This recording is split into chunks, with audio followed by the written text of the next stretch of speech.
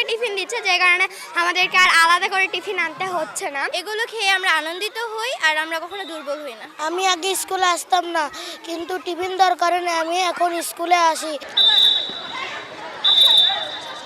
কালাই model সরকারি প্রাথমিক বিদ্যালয়ের কোমলমতি শিক্ষার্থীদের সকালটা শুরু হয় নানা রকম শারীরিক কসরত আর জাতীয় সঙ্গীতের মধ্য দিয়ে। এরপর তারা মনোনিবেশ করে ক্লাসের পড়ায়। এসব ক্লাসে শিক্ষার্থীদের উপস্থিতি দেখে যে কেউ মনে করবে আজ কোনো ভিজিটর আসবেন, যে কারণে অন্য বিদ্যালয় থেকে শিক্ষার্থী জড়ো করা হয়েছে।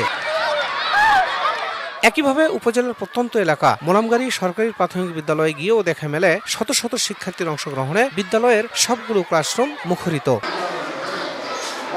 এসব বিদ্যালয়ের শিক্ষার্থীদের উপচে পড়া ভিড়ের কারণ হিসেবে জানা গেল, সরকার মিড ডে মিল কর্মসূচি চালু করেছে, আর তাতেই শিক্ষার্থীদের উপস্থিতি বেড়েছে। টিফিনের সময় উপস্থিত শিক্ষার্থীদের মাঝে পুষ্টিকর খাবার হিসেবে ডিম, রুটি ও কলা দেওয়ার কারণে তারা আর স্কুল মিস করছে না। এতে ছাত্রছাত্রীরা ক্লাসে পড়ালেখায় দারুণ মনোযোগী ও উচ্ছ্বসিত।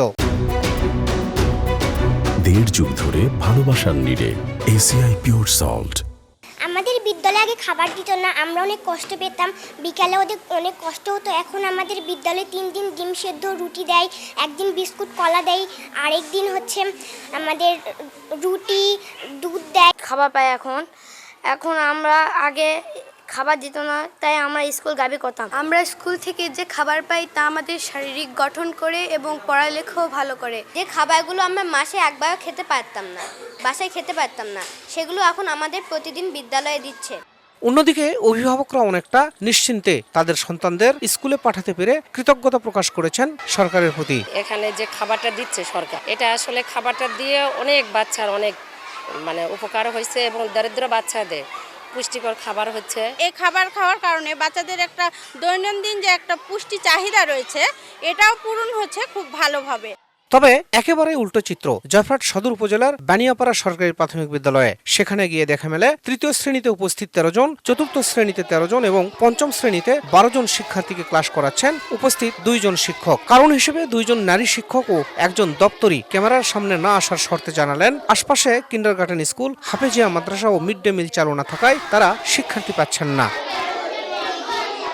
মিড ডে মিল কর্মসূচি চালু হওয়ার পর ব্যাপক ইতিবাচক পরিবর্তন এসেছে। আগে যেখানে অনেক শিক্ষার্থী অনিয়মিত ছিল, এখন তারা নিয়ম করে স্কুলে আসছে। সংশ্লিষ্ট বিদ্যালয়ের প্রধান শিক্ষকরা বলছেন, মিড ডে মিল চালুর পর এসব স্কুলে উপস্থিতির হার 95 থেকে 99% বেড়েছে।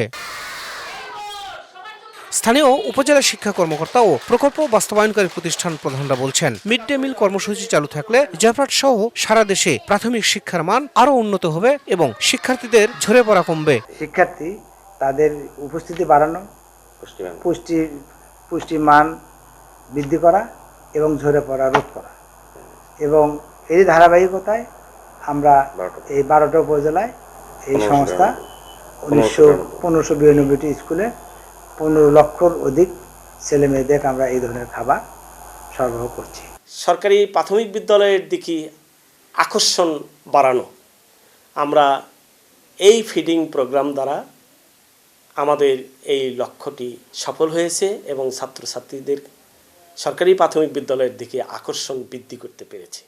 পুষ্টি ও শিক্ষাকে একসঙ্গে নিশ্চিত করতে জয়পুরহাটের কালাই উপজেলার 54টি প্রাথমিক বিদ্যালয় সহ রাজশাহী বিভাগের আরও 12টি উপজেলার মোট 1173টি বিদ্যালয়ে এই প্রকল্প বাস্তবায়ন করছে গ্রাম উন্নয়ন কর্ম গাক নামে একটি বেসরকারি উন্নয়ন সংস্থা। আর এই প্রকল্পটি আর্থিকভাবে সহযোগিতা করছে সরকারের প্রাথমিক শিক্ষা অধিদপ্তর এবং কারিগরি সহযোগিতা করছে বিশ্ব খাদ্য কর্মসূচি। শাহিদুল ইসলাম সবুজ, সময় সংবাদ, জয়পুরহাট।